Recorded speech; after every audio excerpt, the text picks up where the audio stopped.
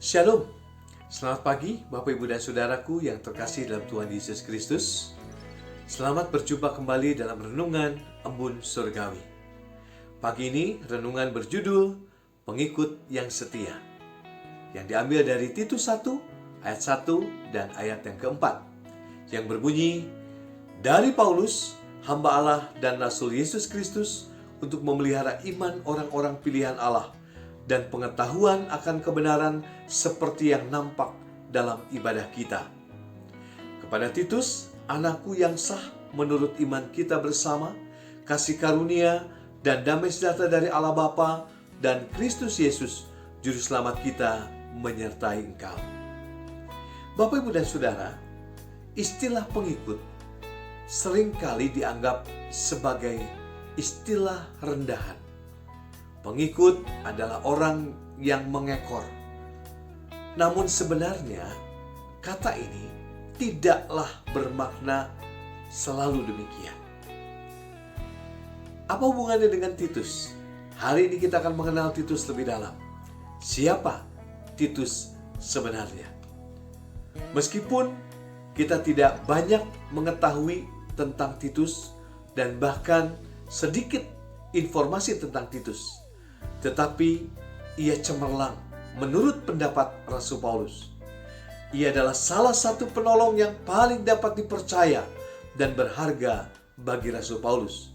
Dan bahkan Rasul Paulus menyebutnya anakku yang sah di dalam ayat yang keempat tadi. Nah, pagi ini saudara, kita akan melihat seperti apakah Titus itu. Yang pertama, Titus adalah teman pada masa sulit dan susah. Ketika Rasul Paulus mengalami masa yang sulit, Titus ada di sampingnya dan menjadi sahabat yang setia.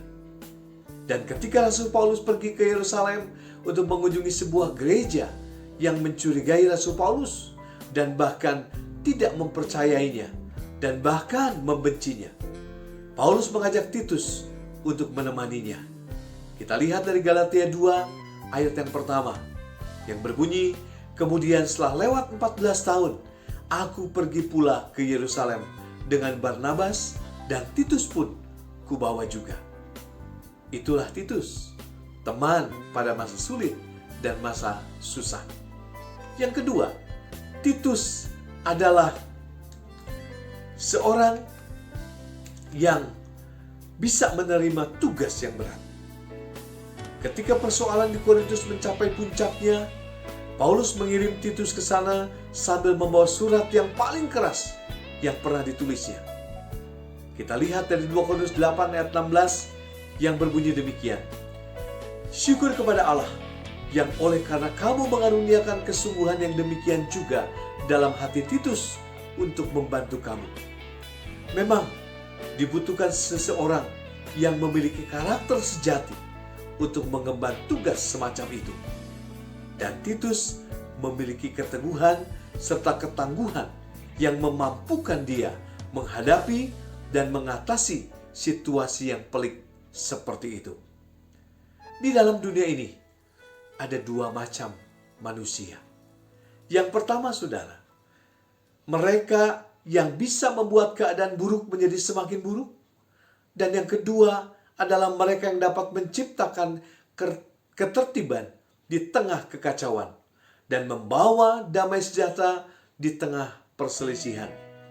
Dan Titus termasuk ke dalam golongan yang kedua. Bagaimana dengan kita? Apakah kita merupakan golongan yang pertama atau golongan yang kedua?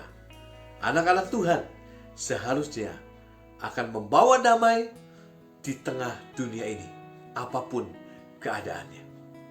Dan yang ketiga, saudara, Titus memiliki karunia untuk melakukan tata kelola yang praktis. Karena Titus memiliki bakat yang khusus, Rasul Paulus memilih Titus untuk mengatur sekumpulan anggota gereja Korintus yang miskin. Di dalam 2 Korintus 8 ayat 6 dan ayat ke-10.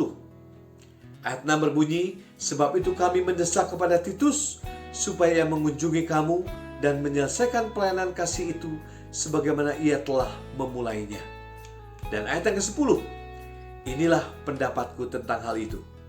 yang mungkin berfaedah bagimu, memang sudah sejak tahun yang lalu kamu mulai melaksanakannya dan mengambil keputusan untuk menyelesaikannya juga. Kita seharusnya bersyukur kepada Allah atas orang-orang yang dapat kita hampiri ketika ada tugas yang harus kita selesaikan.